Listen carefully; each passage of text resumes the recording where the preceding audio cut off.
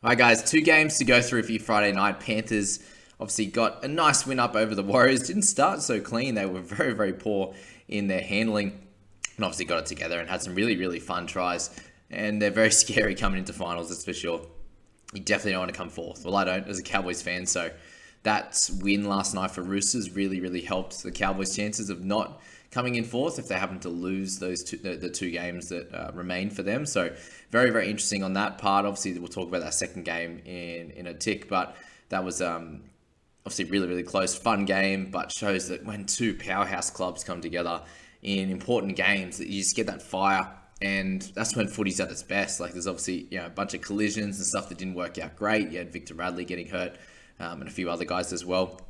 But yeah, just an incredible contest there. And we'll start with the Panthers. Obviously, a bunch of good scores from a host of the outside backs, which was coming. We were coming to expect that in this one, and they all really put on a show. You had Crichton was big. We spoke about him being a great selection in your centres this week if you needed cover for Aiken, and you would have been even happier than what Aiken would have been able to provide in this game. So Crichton 76 was awesome.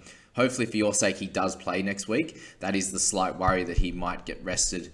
And with a few of the other guys, and then potentially a few of these guys like Fisher Harris hasn't played in a while. You got O'Sullivan, you got Luai and stuff that will get another crack next week, just to build up some of that fitness and get them a nice win to lead into the finals as well. O'Sullivan, I brought in the head-to-head squad. He was great, had a nice little try down the left-hand side on back on the inside there, which was cool. You had To'o finally getting a big game, so thankfully for me, I had To'o and O'Sullivan in that head-to-head squad. I'm assuming there was a lot of people that were holding on to To'o, hoping he would get a great score. So that was that, 6.7% owning him. Taylor May, again, if you held on and you played him or you looped him or something, happy days. Fish Harris is great, getting that 60 minutes. I still can't believe Isaiah Yeo played the full 80. Didn't need to, I don't understand, but anywho. Maybe he's just getting that combination back with Luai. I don't know, but didn't need to. Anyway, went over for a meaty at the end of the game, and annoying, he didn't get a line break for it. Did he not just run through and pop the ball down? I don't know. Anywho, kick out. He got a nice easy try as well. 70 minutes for him. And a try assist. He was good. We had Luai. I think he looked pretty good. Like his legs were great. Moved well. Stepped well. 6 tackle breaks to the line break. Try assist at 125 meters. Didn't have to kick too much. O'Sullivan's job. But yeah, worked out well for him in his return. Eli Katoa, nice try on that right hand side. Unfortunately, SJ went down injured. So that was that. Yeah, To'o Harris was 51 overnight, ended up with 46, so damn it. But still take the 46. The less minutes is annoying with him, but is what it is. Still, very much limited on the negatives. Just the one missed tackle saved him. You had guys like Tungle getting 39, so again, wasn't completely in all of the try-scoring efforts, but still, did the job. Josh Curran, this is a bit of a sad one for him. A few negatives, obviously 6 missed tackles, but a full 80 minutes, which we hoped for, and just didn't get the score we want. Coruscant got a bit of a rest in this game, which was the guy they chose, obviously him instead of Isaiah Yeo, so that was that, I suppose. Spencer Lanu, still big scores in little minutes, which he's done for a couple of years now. Reece Walsh had a nice start to the game, that try with that line break from Dynamis Louis, which was cool. Did he sing Dylan Edwards a low one? So it's him and Tungwa had the lowest this week, which is interesting because Edwards been the one that's getting the high ones. But yeah, it was very much spread to the edges in this game. Kossi with the low one for anyone interested in him. And Va'alea with 7 missed tackles. Yeah, beauty. Okay, let's move on to that second game. As I said, plenty happening in this one. And scores were really strange, to be honest with you. The guys that had the big scores were the ones that haven't been of recent time. And that's Jerome Hughes. And he came back with a bang. And for anyone still holding on to him, I doubt there's many. But those that are, 10%. But those in the top 5,000, there wouldn't be many. Especially when he went down for that week. Was a week off? 2 weeks off in the end. But he came back with a bang. 72 points for him was awesome.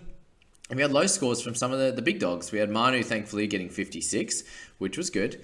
That was great for him with that try. Obviously, 8 tackle breaks, 4 offloads, 170 meters, which is, he's getting well involved through the middle on a regular basis. And he ended up, spending a majority of the game on the wing too, with Tupou going down injured. So that's that for him. Kenny Bromwich had a good game.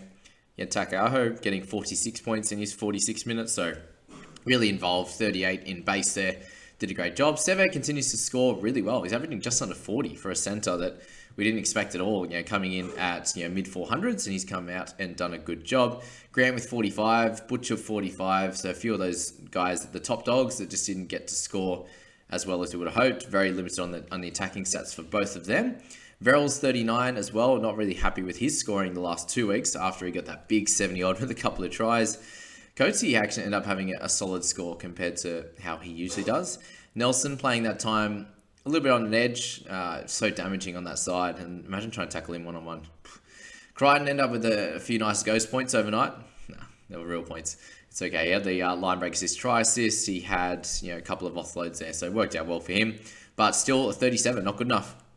Same with Teddy. So after that big score from Crichton last week, Teddy had a good one as well. Along with Brandon Smith, they all got low ones this week. So very annoying. And the scores have been really strange the last few weeks, haven't they? Guys like Payne Haas getting low ones. You see Crichton being so up and down, which is what we've seen throughout the year. But to get 100, then go to 37 is pretty funny how that works. You got Victor Bradley. Unfortunately for him, copying that head knock. It sounds like, well, hopefully he's okay. The convulsing and the seizing, which we saw in there.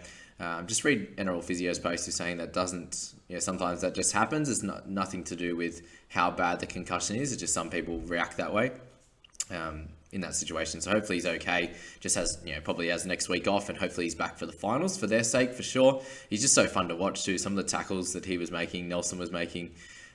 Hargraves obviously does his thing. He's hilarious to watch sometimes. The brain snaps, but yeah. That's that.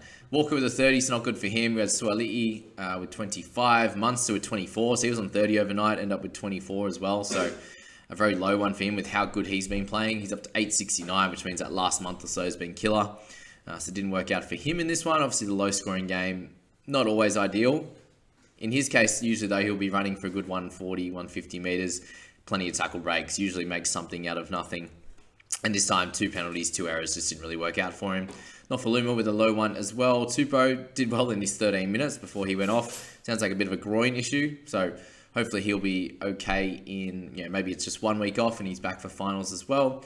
Lindsay Collins made a solid return, but again, 5 missed tackles, a couple of errors, wasn't ideal.